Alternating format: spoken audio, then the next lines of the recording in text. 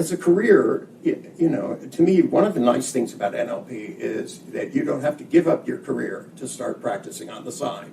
Once you go through a prac course, you can do a little bit at night and on the side and build up a business.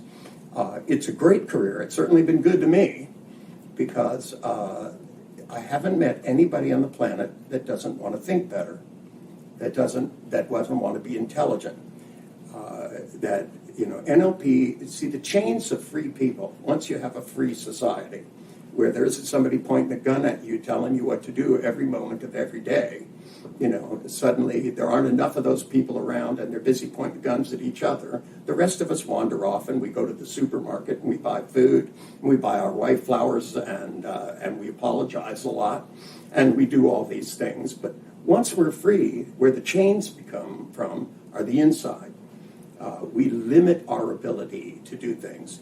We build generalizations from the time we're born, and they allow us to do a lot of things, but they stop us from doing a lot of things as well. And being able to step inside that box and adjust those so we don't do stupid stuff, and we start doing more and more smart stuff is what personal freedom is all about. I think ultimately someday, hopefully, a lot of these borders between countries and all this nonsense will start to disappear. I think the internet is the first step in that. That here we are in a place, there are people from all different kinds of countries here, all learning the same thing because we share interest. And the nice thing about this career is the more you give other people personal freedom, the more you start learning about your own.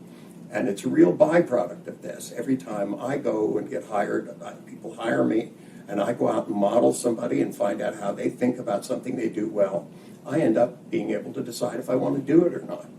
And whether that's playing golf or working with athletes or corporate executives or inventors or any of these things, you get to go inside and find out about the great sea of variety in human thought.